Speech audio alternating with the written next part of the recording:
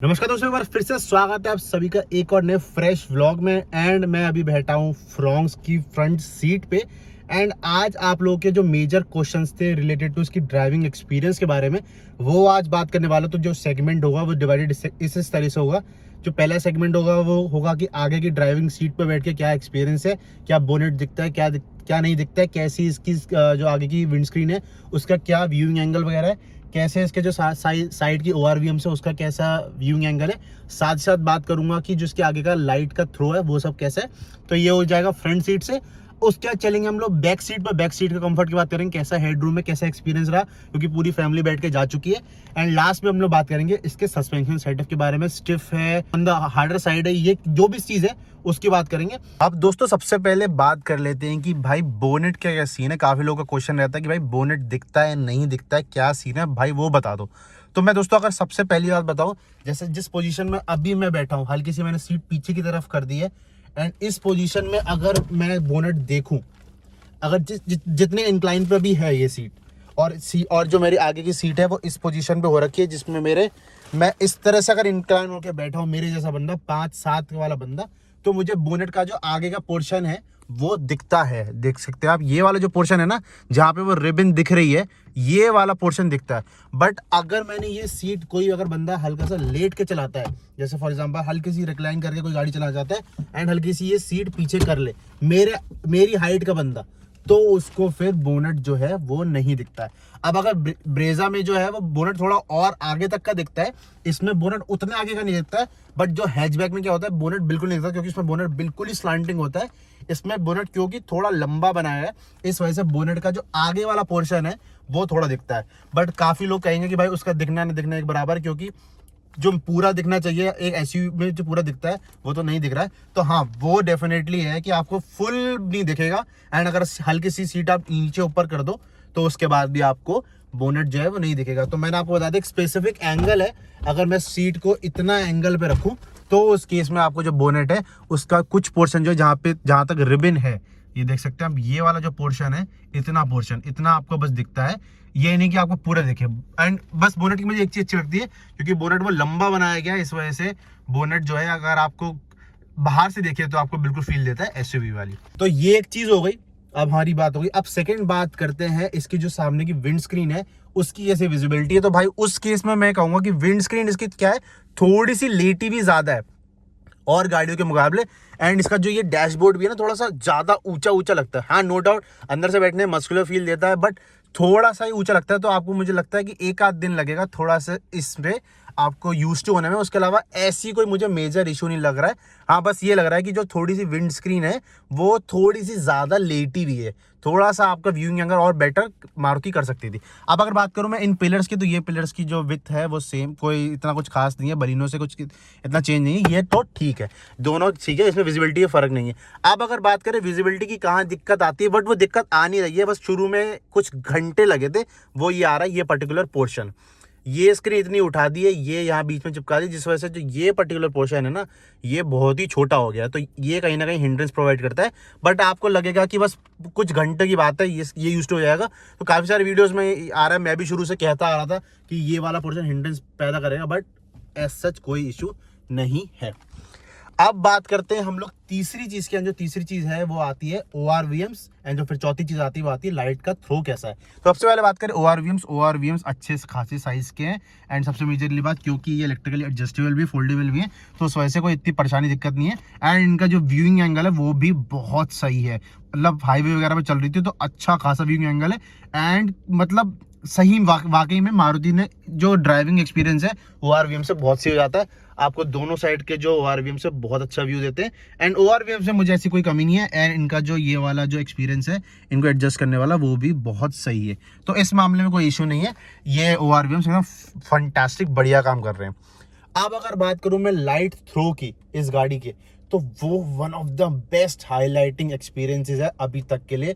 And मैं उसमें मारुति को 200 on 200 पॉइंट्स देना चाहूंगा। लाइट का थ्रो है भाई वो इतना जबरदस्त है भाई, मतलब लाइट के डिपार्टमेंट में मारुति ने 200 ऑन 200 काम करा है। इसकी चाहे लो बीम ले लो, चाहे हाई बीम ले लो, चाहे डीआरएस ले लो, डीआरएस जो कन्वर्ट हो जाती है इंडिकेटर्स में, सब आगे का लुक इतना जबरदस्त है। एंड सही मैं बताऊं, जब पहली बार शोरूम से निकल के हाईवे पे चल रहा था भाई, ऐसा लग रहा था कि हाईवे का एक एक कोना दिख रहा है इसकी लाइट के थ्रू से।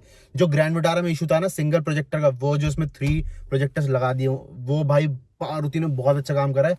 एंड जो मुझे आगे की जो थोड़ी सी दिक्कत होती थी ना पुरानी गाड़ी चलाते समय, हेलोजन वगैरह का सेटअप, वो भाई इसमें दूर हो गया। एंड मैं आपकी स्क्रीन पे भी दिख रहा होगा भाई, पूरा जगमगा देती है गाड़ी। एंड आगे से लुक बहुत जबरदस्त आ जाता है लाइट्स की वजह से। एंड इसका जो लाइट का थ्रो है वो मैं कहूँगा one of the best throws है इन पूरे सेगमेंट में जितनी भी गाड़ियाँ आती हैं। ये तो एलईडी सेटअप है एंड साथ ही साथ उसका जो थ्रो है, एंड जैसी हाई बीम लग जाती है, हाई बीम लगते हैं तो भाई थ्रो हो जाता है जबरदस्त। तो ये तो दोस्तों सारा मामला हो गया आगे ड्राइविंग सीट से। अब चलते हैं बैक सीट की तरफ। एंड बैक सीट पे जाके आपको बताता हूँ कि क्या क्या इश्यूज हैं एंड कहाँ कहाँ मारुति को थोड़ा सा इंजीनियरिंग बेटर करने की जरूरत है। एंड हो सकता है अगर जो नेक्स्ट जनरेशन फ्रॉन्क्स है उसमें मारुति हम जैसे कस्टमर्स का फीडबैक लेके इस चीज को रेक्टिफाई कर सकती है। चलते फटाफट से बैक सीट की तरफ। दोस्तों देखिए, सबसे पहली बात तो मैं आपको बताऊं कि बैक सीट में जो क्या सबसे बड़ी मेजर इशू क्या है कि जो यहाँ के विंडो पैनल्स हैं वो एक तो आगे के मुकाबले बहुत छोटे हैं, तो पीछे का जो एरिया है वो इतना इल्यूमिनेटेड नहीं रहता। ये जो मेरे पेरेंट्स बैठे थे पीछे, उन्होंने भी देखते ही बोल दिया था कि हाँ यार, इसके जो विंडो ग्लास है पीछे से वो इतने बड़े नहीं है, तो एक ये मेजर इशू आ सकता है। साथ ही साथ ये जो क्वार्टर पैनल है ये भी कुछ खास नहीं है, होना ना होना एक ही बराबर है। तो एक मतलब मेजर इशूज़ तो हमारा ये आ जाता है निकल के। अब अगर मैं दूसरी बात करूं कि ये इनकी वजह से क्या है, तो इंटीरियर इतने ब्लैक है तो ये एक मेजर इशू आ जाता है। अब अगर मैं बात करूं इसके सेकंड मेजर कॉन की, तो ये है कि भाई अगर आपने इसको स्पीड ब्रेकर पे ज़्यादा उछाल दी तो जो हेडरूम है पीछे की तरफ, क्योंकि स्लांट होती जा रही कूपे डिज़ाइन है, तो पीछे की वजह से इसका जो हेडरूम है कम होने की वजह से ऊपर बंदा सर लग जाता है। ये छोटी हाइट का बंदा हो, बड़ी हाइट का बंदे का तो वैसे ही लगेगा 5-11 वगैरह का बैठ जाएगा, बट हल्का सा अगर स्लांट होकर बैठ जाए तो नहीं लगता। बट अगर आप अपराइट पोजीशन में बैठे हो तो उस केस में आपका जो सर है वो ऊपर लगने के चांसेस बढ़ जाते हैं, लगते ही हैं। मैं तीसरे कॉन की बात करूं, जो बहुत बड़ा कॉन लगता है वो ये लगता है कि ये 3 पॉइंट सीट बेल्ट है। ये 3 पॉइंट सीट बेल्ट है, इसकी वजह से जो बीच वाला बंदा जो बैठता है उसको हमेशा ये चुभती ही रहती है। तो मुझे लगता है कि भाई मारुति ने क्या बवाल करा है कि कहीं ना कहीं सेफ्टी जो है आजकल सरदर्द बनती जा रही है। अब ये 3 पॉइंट सीट बेल्ट होने की वजह से इंसान जो है बैठे या क्या करे ये चुभता ही रहता है, और अगर इसे निकाल दो तो वो 90 सेकंड तक वो बचती रहेगी, तो बड़ी मुश्किल है।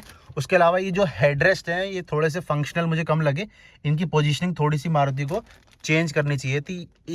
ये थोड़े से हल्के से ये वाला जो है थोड़ा सा उधर होना चाहिए था, ये वाला जो है थोड़ा सा इधर की तरफ होना चाहिए था, जिससे आपका जो सर है, क्योंकि हल्का सा बंदा ना जब लेटता है ऐसा ना, जब बंदा बैठता है ना लेटता है ना तो हल्का सा ऐसे की तरफ हो जाता है लेटते ना, तो उस वजह से देखो आप हेडरेस्ट कोई काम का नहीं लग रहा है। थोड़ा सा भी अगर इधर होता है ना, अब बंदा क्या होता है ना, जब लोग थोड़े से बैठते हैं, देखो बीच वाला बंदे की सीट पे पहुंच रहा हूँ मैं, तो उस वजह से क्या होता है ना, बंदा हल्का सा लेट जाता है। उस वजह से जो हेडरेस्ट है ना उस पर मैं पूरा नहीं आ रहा हूँ, आधा दूरा से आ रहा हूँ। तो मुझे ऐसा लगता है कि थोड़े से हेडरेस्ट हल्के इधर उधर करने चाहिए थे, जिसकी वजह से ज़्यादा बेटर फंक्शनैलिटी होती है, ज़्यादा बेटर काम आता है कस्टमर को।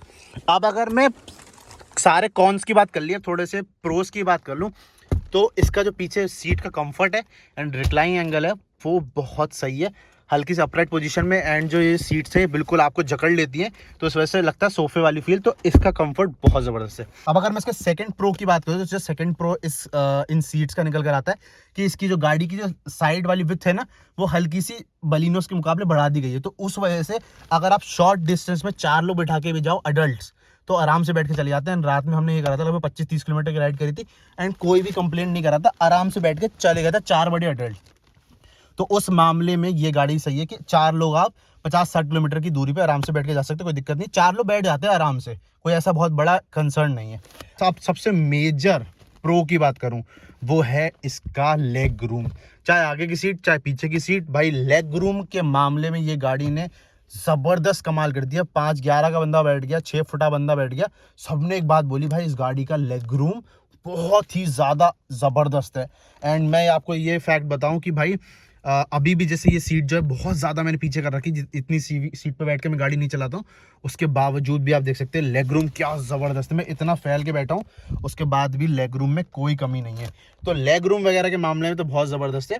एंड बट वहाँ बस थोड़ा सा हेड रूम की कमी हो जाती है, इस वजह से थोड़ा सा लोगों को लगता है कि ब्रेजा ले लेनी चाहिए। बट थोड़ा ये कि थोड़ा सा कूपे डिज़ाइन की वजह से आपको थोड़ा सा हेड रूम में अपने आप को कॉम्प्रोमाइज़ करना पड़ेगा, बट लेग रूम वगैरह में वो थोड़ा सा आपका बेटर हो जाता है। साथ ही साथ अगर पीछे की बात करूँ तो आपको इसमें 12 वोल्ट का सॉकेट मिलता है। एसी वेंट इसमें नहीं आता, खाली आता है, आप चाहे तो आफ्टर मार्केट लगवा सकते हैं। तो लास्टली बात कर लेते हैं हम लोग सस्पेंशन सेटअप की, किसका सस्पेंशन कैसा है और उसमें क्या कमियां हैं, क्या फायदे हैं, वो सब भी बात कर लेते हैं। तो सबसे पहली बात करता हूँ जो इसका आगे का सस्पेंशन है, जो आगे का सस्पेंशन है वो सुपर स्मूथ है, सुपर सॉफ्ट है।